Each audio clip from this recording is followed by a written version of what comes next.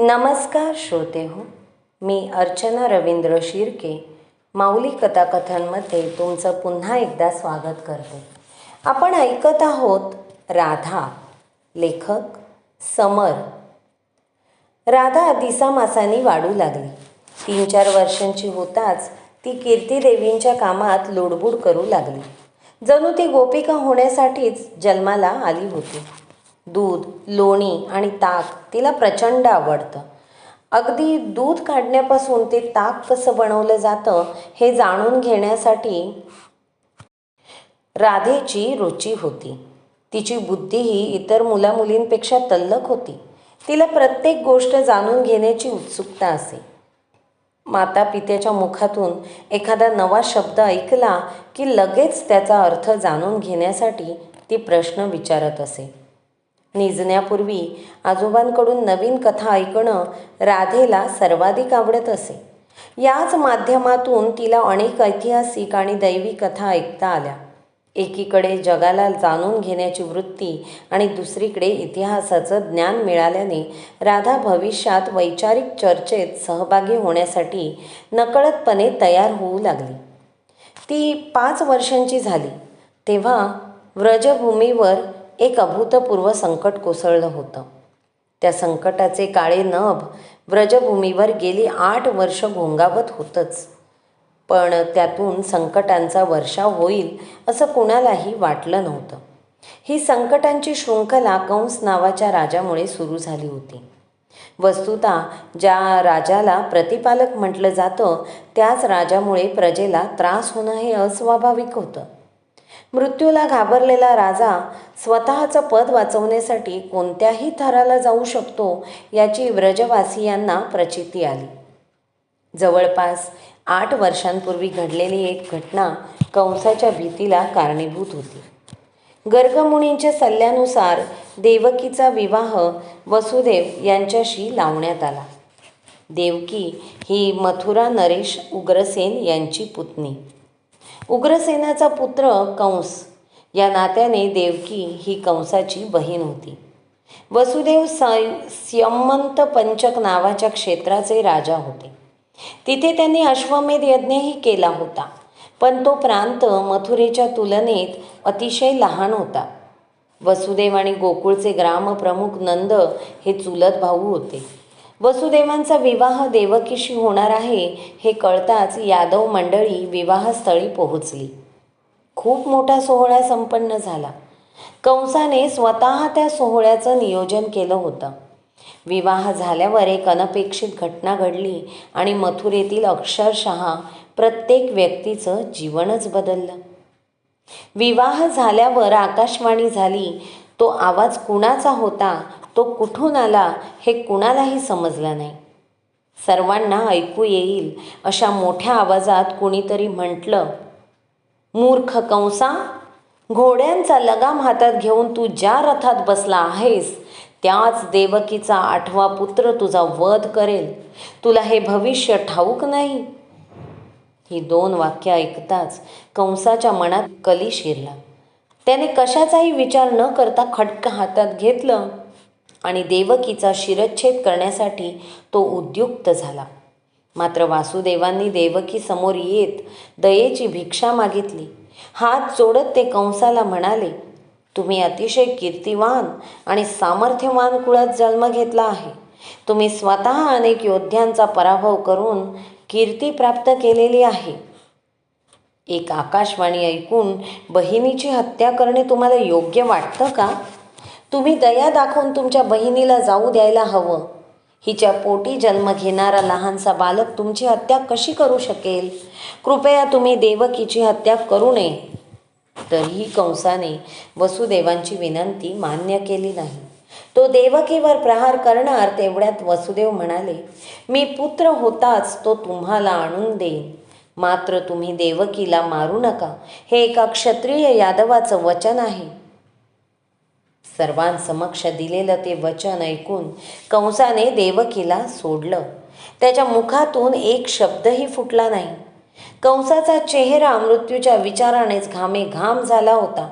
त्याने देवकी आणि वसुदेवांना सोडलं खरं, पण काही काळातच त्यांना त्यांच्याच वाड्यात नजरकैद झाली.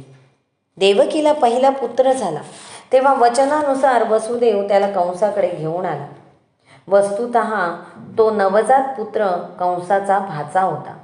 ओळीने 8 भाच्यांचा वध करण्यापेक्षा केवळ 8व्या पुत्रालाच ठार मारावं असा विचार कंसाच्या मनात आला. त्याने वसुदेवांना पुत्राला परत नेण्याची अनुमती दिली. देवकी आणि वसुदेवांचा आनंद गगनात मावत नव्हता. तो आकाशवाणीच्या क्षणापासून आपले 8 पुत्र मारले जाणार आहेत असाच विचार करत होते. त्यांच्यासाठी हा एक अनपेक्षित सुखद धक्काच होता. दोघांनी नवजात शिशूवर नामकरण संस्कार केले आणि त्याचं नाव कीर्तिमान असं ठेवलं.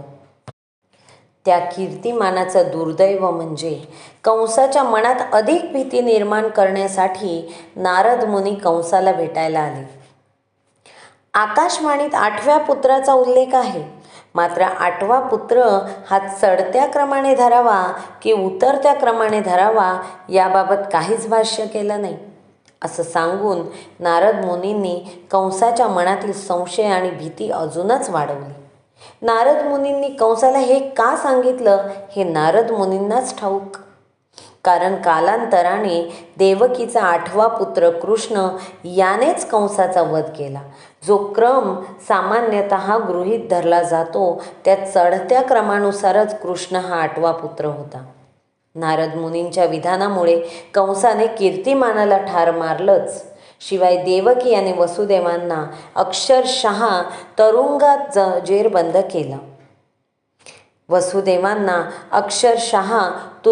जेरबंद केलं.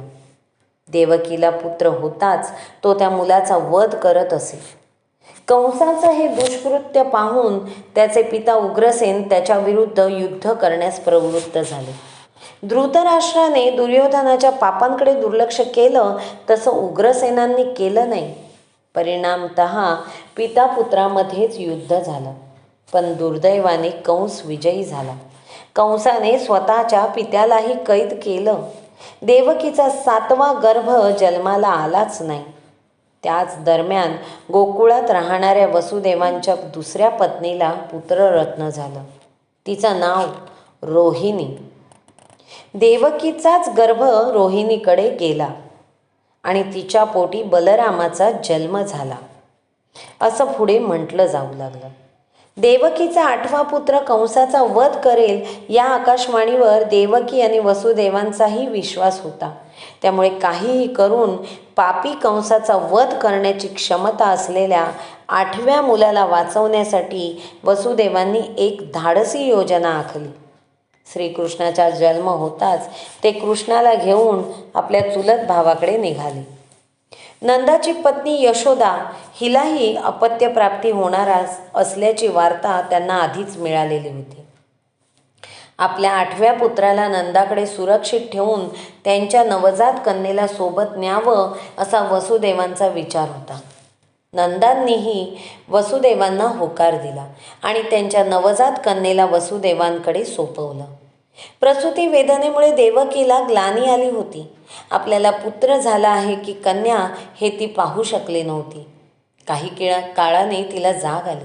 तेव्हा नंदराय कृष्णाला घेऊन यशोदेकडे गेले. यशोदेला सत्य ठाऊक नव्हतंच. कृष्ण हाच आपला पुत्र आहे असं तिला वाटत होतं.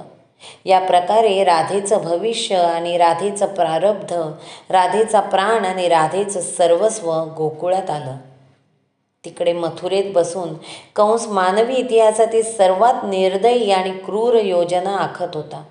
त्याने 10-15 दिवसांच्या अवधीत जन्माला आलेल्या सर्व नवजात शिशूंना ठार मारण्याचा आदेश दिला. महाविष्णूंचा अवतार जन्माला आला आहे हे कळताच त्याने यज्ञस्थळांना भग्न करण्यास सुरुवात केली. सगळीकडे हाहाकार झाला. राधा, घरात जा पाहू, आता घराबाहेर पडायचं नाही, कीर्तिदेवी मोठ्या आवाजात म्हणाल्या. राधा रडवेली झाली. का नाही? राधेने विचारलं. नाही म्हणजे नाही. मोठ्यांना असे प्रश्न विचारायचे नसतात. मग मी खेळणार कुठे? हे एवढं मोठं घर कमी पडतंय का? अंगणात खेळलं काय किंवा इथं खेळलं काय, त्याने काय फरक पडतो? पण अंगणात गाय आहे. राधेने जे कारण सुचलं ते सांगितलं. तिला काहीही करून अंगणात जायचं होतं. गाईला बघून काय करायचंय तुला? इथून दारातूनच बघ. पण पण बिन काही नाही. घरात म्हणजे घरात. बाहेर सगळे आजारी पडतायत. तुलाही आजारी होऊन पडून राहायचंय का? नाही. मग माझं ऐक आणि आत जा. आणि हो, मी नसतानाही गुपचूप बाहेर जायचं नाही, समजलं? आपल्याला घरात अचानक का थांबवलं जात आहे हे राधेला समजलंच नाही. घराबाहेर काहीतरी भयंकर घडतंय हे तिला समजायला लागलं. काही दिवसातच असुरांच्या कथा ऐकून आई आपल्या भल्याचंच सांगत होती हे तिला पटलं. कारण त्या दिवसानंतर गोकुळात एका पाठोपाठ एक असुर येत गेले. अबालवृद्ध भयभीत झाले होते. मात्र कृष्णांचा पराक्रम पाहून काही काळाने सर्व निश्चिंत झाले. असुरांना गोपिकांचा नव्हे तर कृष्णाचा प्राण हवा आहे हे सर्वांना समजलं. तसेच कृष्णाचा प्राण घेणं हे कुणालाही शक्य नाही हे सुद्धा गोकुळवासियांच्या लक्षात आलं. त्यामुळे 2-4 वर्षानंतर ते निश्चिंत झाले. पण त्या 2-4 वर्षांमध्ये असुरांचं आगमन होताच सगळे घरात पळत असत. माता पिता त्यांच्या मुलांना बाहेर जाऊ देत नसत. सगळीकडे भयाचं साम्राज्य पसरलं होतं. राधेच्या कानी कृष्ण हे नाव प्रथमतः पडलं. तेव्हाच तो कोणी सामान्य बालक नाही हे तिच्या लक्षात आलं. म्हणायला ती सुद्धा अगदी लहानच होती. युद्ध, आकाशवाणी, राक्षस किंवा गंधर्व म्हणजे नेमकं काय हे तिला अजून समजायचं होतं. पण माता कीर्तिदेवीचा एका गोपिकेसोबत झालेला संवाद ऐकून तिला कृष्ण हा कुणीतरी अद्भुत मुलगा आहे एवढं मात्र तिच्या बालमनावर चांगलंच बिंबलं. एक गोपिका अक्षरशः धावत राधेच्या घरी आली. राधेची आई कीर्तिदेवी गहू सुपात घेऊन खडे बाजूला करण्याच्या कामात मग्न होत्या. त्यांना दुरून ताई ताई अशी हाक ऐकू आली. गोकुळात सगळ्या गोपिका एकमेकींना ताई म्हणत. दुरून येणाऱ्या गोपिकेने मारलेली हाक एक सूचना देणारी आहे हे कीर्तिदेवींनी लगेच ओळखलं. हातातलं सूप खाली ठेवून त्या उभ्या राहिल्या. ताई, अहो एक भयंकर गोष्ट झाली, गोपिका धाप टाकत म्हणाली. काय झालं? एवढी का घाबरलेस? आधी बस पाहू. राधा जवळच खेळत होती. तिच्या कानावर असुरांच्या कथा पडू नयेत म्हणून कीर्तिदेवी राधेसमोर असुरांबाबत काहीही बोलत नसे. पण गोपिकेचा भांबावलेला चेहरा पाहून कीर्तिदेवी राधेला आतल्या कक्षात पाठवायलाच विसरल्या. राधाही आवाज न करता शांतपणे त्या दोघींचा संवाद ऐकत होती. परवाच नंदजी मथुरेला कंसाच्या राजसभेत कर भरण्यासाठी, वसुदेवजींना भेटण्यासाठी आणि कान्हाच्या जन्माची वार्ता सांगण्यासाठी गेले होते. ती एक चूकच ठरली. नंदजींच्या घरी एक तेजस्वी मुलगा जन्माला आलाय हे ऐकताच कंसाने एका राक्षसीला आपल्या गोकुळात पाठवलं. कधी? हे तुला कुणी सांगितलं? कुणी सांगितलं म्हणून काय विचारता? मी स्वतः तिला पाहून आले. काय? कीर्तिदेवी चकित झाल्या. हो तर, ती कान्हाच्या घराबाहेरच मरून पडली होती. तेव्हा हे कसं झालं? कानाला काही झालं नाही ना? नाही नाही, तेच तर नवल आहे. मी यशोदाताईंकडून प्रत्यक्ष ऐकून आले. सगळं सांग पाहू. आपल्या गोकुळावर असा प्रसंग कधी ओढवला नव्हता. गोपिका ऐकलेल्या स्वरात सविस्तर सांगू लागली. ताई, जो उठतो तो कान्हाला कडेवर घेतो. लोकांचं प्रेम पाहून यशोदाताई कुणालाही अडवत नाहीत. याचाच त्या राक्षसीने फायदा घेतला. न जाणे कुठून ती आज अचानक गोकुळात आली. हे उंचपुरी, पण चेहऱ्याला काय लावून आली होती कुणास ठाऊक. यशोदाताई म्हणत होत्या की ती राक्षसी ऐन यौवनातली रंभाच दिसत होती. ती राक्षसी आहे हे ओळखूच येत नव्हतं. तिला पाहून रोहिणी आणि यशोदाताई चक्रावल्याच की ही कोण रंभा आपल्या गोकुळात आली. ती येताच तिने कान्हाला तिच्या कुशीत घेतलं. त्याच्या डोक्यावरून हात फिरवला.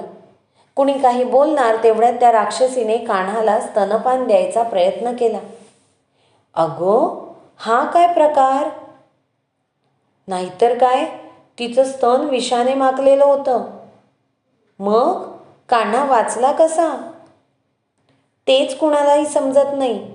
सगळे म्हणतात की कान्हाने तिचं दूध प्यायलंच, सोबत तिच्या प्राणांचंही प्राशन केलं. तीच मला जाऊ दे, मला जाऊ दे असं ओरडून पळायला लागली. त्या गडबडीत तिचं कृत्रिम रूप पुसलं जाऊन खरं रूप दिसू लागलं. सगळा शृंगार पुसला गेला. शेवटी तिचा प्राण गेला आणि ती जमिनीवरच कोसळली. सगळ्यांनाच वाटलं की कान्हाचे प्राण काही वाचणार नाहीत, कारण तो सुद्धा त्या राक्षसीसोबत जमिनीवर पडला. आश्चर्यकारक गोष्ट म्हणजे कान्हा तिच्या अंगावर आनंदाने खेळत होता आणि हसतही होता. त्याला बघताच यशोदाताई आणि रोहिणीताईंसह इतर गोपिका त्याच्याकडे धावल्या. यशोदाताईंनी त्याला कडेवर उचलून मिठी मारली. गोपिकांना त्या राक्षसीच्या स्तनांवर लागलेलं विष दिसलं. ते पाहून सगळ्याजणी अजूनच घाबरल्या. यशोदाताईंनी थेट यमुनेकडेच धाव घेतली. कान्हाला अंघोळ घातली. त्याच्या अंगाला लागलेलं विष पुसलं. त्याने चुकून विष प्यायलं असेल तर त्याला काही होऊ नये यासाठी प्रार्थना केली. अजून तरी कान्हाला काही झालेलं नाही. हा चमत्कार नाही तर काय? खरंच ग, याला चमत्कारच म्हणायला हवा. कान्हा अजून चालणं बोलणंही शिकला नाही. इतका लहान असून त्याने त्या राक्षसीला कसं मारलं?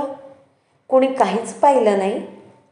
ही घटना अगदी यशोदाताईंसमोर घडली. त्यांना फक्त एवढंच दिसलं की कान्हाला दूध पाजता पाजताच ती जमिनीवर कोसळली. शेवटच्या क्षणी तीच कान्हाला दूर सारण्याचा प्रयत्न करत होती. याचाच अर्थ ती कान्हालाच घाबरली. पण एवढ्याशा मुलाला राक्षसी कशी घाबरणार? बहुधा कान्हावर देवतांची कृपा असावी. त्यांनी कान्हाला वाचवलं असावं. अगं, बाळाचे पाय पाळण्यात दिसतात.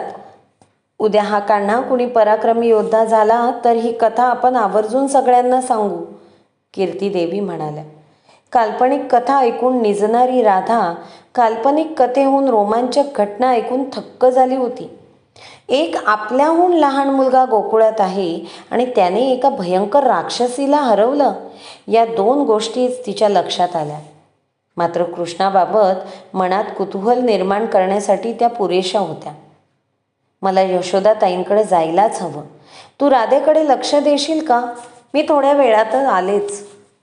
राधेसोबत खेळायला कोणाला आवडणार नाही? तू सावकाश जा, गोपिका म्हणाली. कीर्तीदेवी यशोदेच्या घरी पोहोचल्या तेव्हा गोकुळातील सर्व प्रजाजन तिच्या आधीच तिथे उपस्थित झाल्याचं तिने पाहिलं. गोप त्या पुतणेच्या देहाला दूर नेत होते, तर गोपिका कृष्णाला बघण्यासाठी गर्दी करत होत्या. अगदी तान्हा असला तरी कृष्णाभोवती एक वलय निर्माण झालं होतं. त्याच्या जन्मापासून ते त्याने वृंदावन सोडेपर्यंत गोपगोपिकांमध्ये या ना त्या कारणाने केवळ त्याच्या नावाचीच चर्चा होत राहिली. गोपिका कृष्णाभोवती गोळा झाल्या होत्या. यशोदा आणि रोहिणी हात जोडून प्रार्थना करत होत्या. यज्ञरूपधारी श्रीहरी, तुझ्या कोमल नाकांचं रक्षण करोत. भगवान नृसिंह, तुझ्या दोन्ही डोळ्यांचं रक्षण करोत. दशरथनंदन श्रीराम, तुझ्या वाणीचं रक्षण करोत. भगवान कपिल, तुझ्या हनुवटीचं रक्षण करोत.